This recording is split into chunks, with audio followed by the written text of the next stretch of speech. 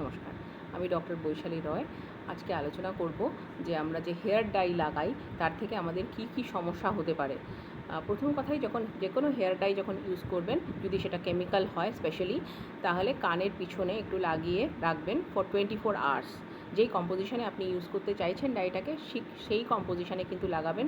যদি দেখেন সেখানে কোনো রিয়াকশান হয়নি, তাহলে হয়তো এই কালারটা আপনার রিয়্যাক্ট করবেন না, আপনি এটাকে হয়তো নিশ্চিন্ত মনে মাখতে পারবেন। হ্যাঁ, কিন্তু হেয়ার কালার যদি খুব ফ্রিকোয়েন্টলি, অর্থাৎ খুব ঘন ঘন আমরা ইউজ করি, তাহলে কিন্তু তার কুফল অনেক।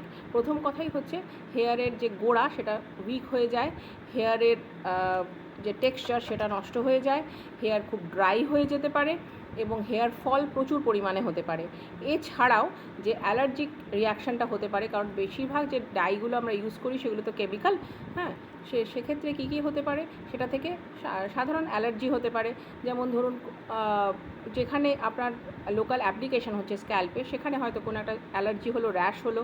এছাড়াও একটা জেনারেলাইজড হতে পারে, যেমন মুখটা ফুলে উঠতে পারে, চোখের আশপাশটা ফুলে উঠতে পারে, লাল হয়ে যেতে পারে মুখটা, চোখ থেকে ওয়াটারিং অর্থাৎ জল বেরোতে পারে।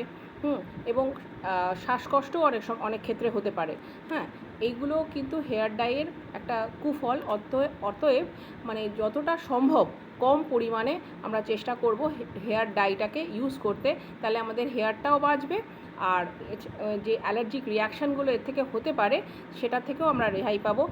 অতএব ইউজ করার সময় চেষ্টা করবেন, যদি সম্ভব হয় তাহলে হার্বাল ডাই ব্যবহার করার, যেটা মানে কেমিক্যাল ডাইয়ের থেকে অন্তত অনেকাংশেই বেটার এবং অ্যালার্জিক রিয়াকশান তাতে কিন্তু কম হয়। Thank you.